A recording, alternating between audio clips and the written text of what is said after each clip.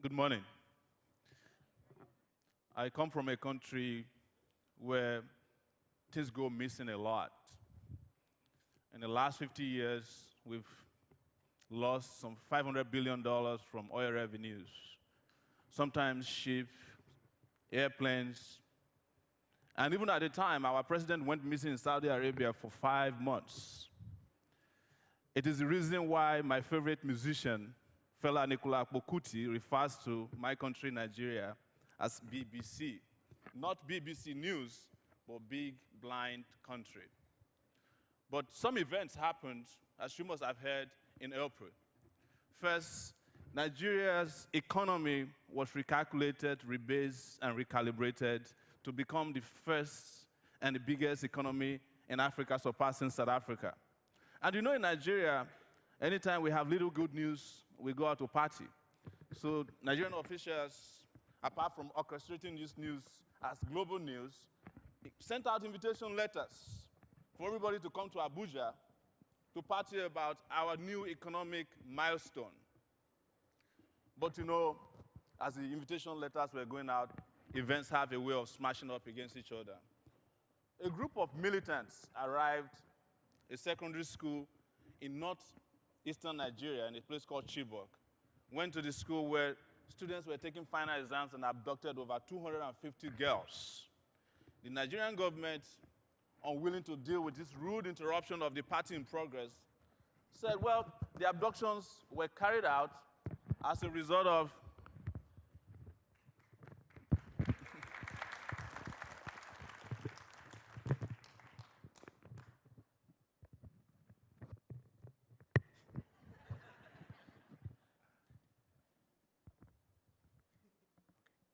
everywhere you go, Nigeria follows you. Yeah.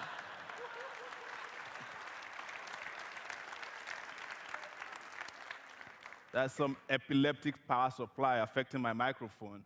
So unwilling to deal with this rude interruption, of course, the Nigerian government said this abduction was concocted to disrupt the party in progress, that is the celebration of our eco-mathematical milestone. And of course, some people even said it was meant to taint the reputation of the Nigerian president, Goodluck Jonathan. So it fell upon those of us in the social media sector, new reporters, to report accurately that these girls had indeed been abducted because the military had issued out a memo that the girls had been released. This is how the situation of Nigeria has been, because some 15 years after the end of military rule, a once vibrant Nigeria media had compromised itself to the point that it lends itself as mercenary to the corrupt and authoritarian causes in Nigeria. That was why, in 2006, I started Sahara Reporters as a citizens media platform. And the idea is very simple, is to use everybody who is willing to liberate themselves from the clutches of a media that went into remission by itself to report news instantaneously and accurately in a way that empowers them. So what did we do? We decided that we'll let the world know what's happening out of Nigeria with the girls. And the reporting we did at that time forced the condition of the girls that had been abducted, who, by the way, are still in abduction as we speak, to be recognized as a primetime event around the world, and brought about tons of hashtag that is now known as Bring Back Our Girls. The girls have not been found, but we were able to force the global community to focus on their condition, and hopefully we will find them. And what does this tell us?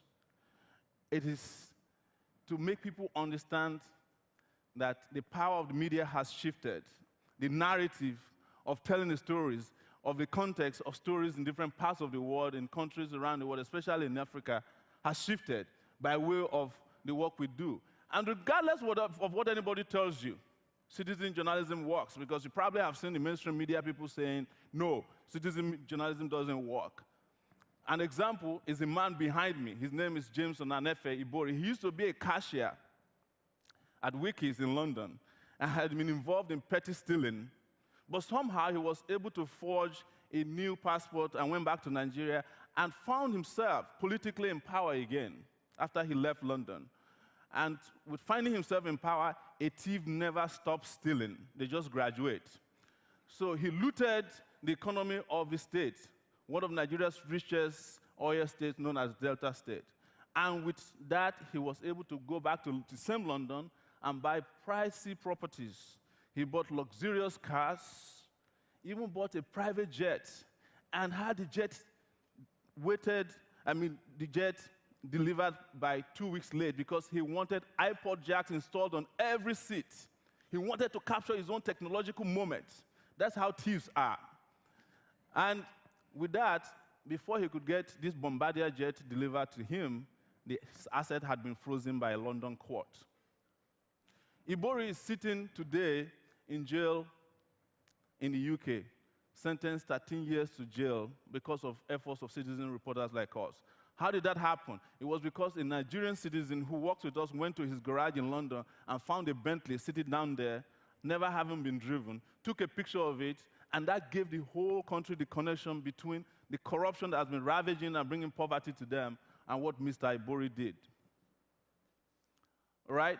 But the sad part, and this is what is important, is that while Mr. Ibori is sitting down in jail in London or somewhere in UK, the banks that helped him loot the economy of his state were not sanctioned or punished. People ask me also about a situation in Nigeria recently where one of our ministers raided the treasury of an aviation agency and bought 2 BMW cars, Beamer as you call them, armored car, for twice the price that he ought to have bought them for. And her efforts, well, must have contributed to the air crashes you hear about in Nigeria. But what happened? Somebody used a cell phone to take the pictures of the invoices and send to us. We published it, and this woman was exposed. But her expose that led to a lot of campaigning in the country did not lead us anywhere until we found out that she has an MBA on her CV in a university in the US that did not exist. And she also has a PhD from another university in the US that had closed down. Eventually, street protests, legislative inquiries forced President Goodluck Jonathan to fire Ms. Odu. And it's the first time in a long time that anybody was fired for corruption in Nigeria. It happened in this year, February. We also do other things, like monitoring election. In 2007, we obtained the results of the presidential election 24 hours before the election held. It's only in Nigeria that that can happen. Right? So, other questions that people ask me is, how do you verify your information? How do you decide which news to publish? And how are you sure that your breaking news will not be wrong? I'll tell you that all of it is based on community. We have an army of citizen journalists who are using devices that are available to them to change the way business is done, and that provides instantaneous evidence. And I tell you that the kind of journalism we do has given Africa at least 2 revolutions in Tunisia and Egypt, and a near revolution in Nigeria where in 2012, Nigerians rose up against the government in what we call Occupy Nigeria. That struggle, Occupy Nigeria, led to the arrest and prosecution of the oil cabal that has been stealing oil subsidies made for ordinary people. By 2012, they had stolen $6.8 billion worth of oil subsidy. And Occupy Nigeria forced the Nigerian president to arrest and start to prosecute them. Don't ask me where the prosecution went, but we did our part. And we do such mundane things as following the president around and ensuring that we know the size of his delegation to the United Nations, which is the biggest in the world. We help to expose police corruption, police brutality, and we do so using photos, text, and videos interactively to empower people. And I must say something to you, that one of the things that bedevils reporting about Africa is how Africa is portrayed. And you know, Africa has become a victim of this caricature portrayal in the international media. And people ask me the same question. In reporting corruption, are you not also portraying Africa in a flattering way? And the answer is very simple, that Africa has a reality that we must deal with. And it includes good and bad things. and what this moment has given us, a technological moment where people can use their devices to report it. What I'm saying is that Africans should take control of telling their own stories. And it is up to them how they tell their own stories, whether it is good or it is bad. And I'll say one last thing to all of you, that internet is the best thing that has happened to humanity in recent times. But just like every innovation, internet is going through 3 stages. It's gone through almost completed the stage of innovation. It is now going through almost completely the stage of imitation. And you must use it to further your democratic purposes before it goes through the last stage, when the idiots will try to burn it down. Thank you for listening.